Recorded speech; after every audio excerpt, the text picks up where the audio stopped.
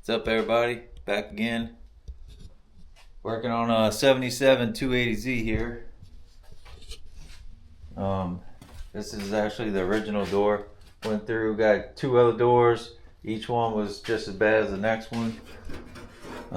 Had to do some patching, lower door skin. See, this one ain't even got the.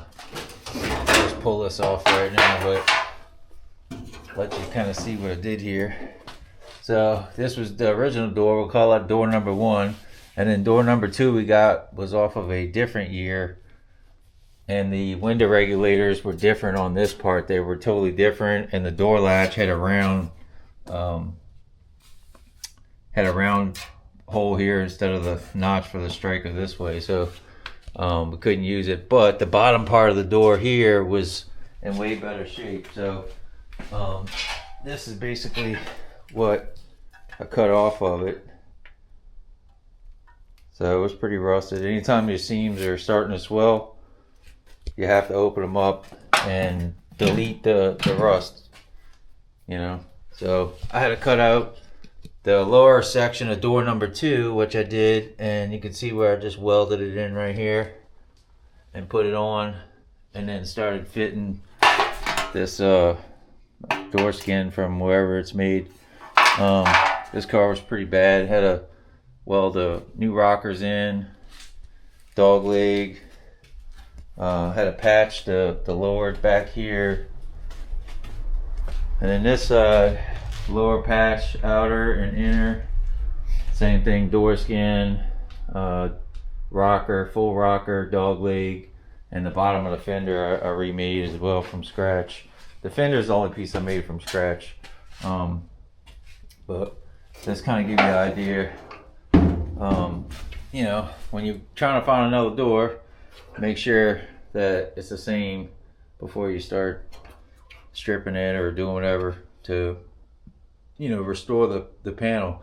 Door number three I put on had a new skin that was put on it, but the door was twisted so bad that when I put it on here and I beat on the edges and slide hammered with the jerk tool, and no matter what, it was, the skin was starting to come off the door, you know, and it had Bondo on that skin too, a body filler. So I was just like, the original door was the best fitting. It just was rusted on the bottom, so I just used that door number one, bottom of door number two, and then put the door skin on this one, so that way we got a nice door, lines up beautiful, and minimal amount of work compared to some of the other doors we've had.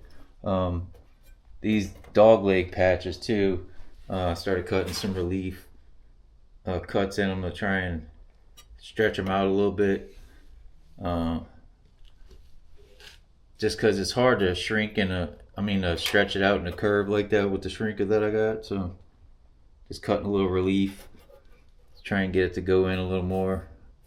And I cut actually the bottom of this off too, where it does a 90, and I'll re-weld that and shorten that because none of that was even close to where it needed to be. So that would be the update on this car. That's a cool little car too. I'll let you take a little peep. Got the turbo, the Mega Squirt, straight six, intercooled. Cool little car. It's got the flares on it and everything. So some parts of it were in the bodywork stages. Some parts of it were in metalwork stages. So just to kind of keep things moving along.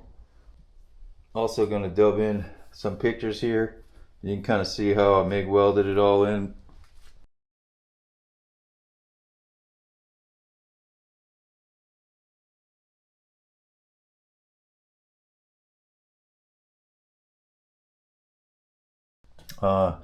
And how I cut it right on the edge, because that's the strongest part. If you cut it instead of it being flat metal, it won't flop around.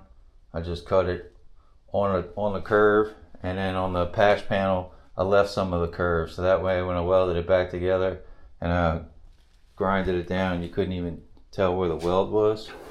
It just makes for a nicer thing. So you can look, this is right where I seamed it right here, and you can't even really see it, you know. But I'll dub in some pictures. I got a couple more right here. Check these out.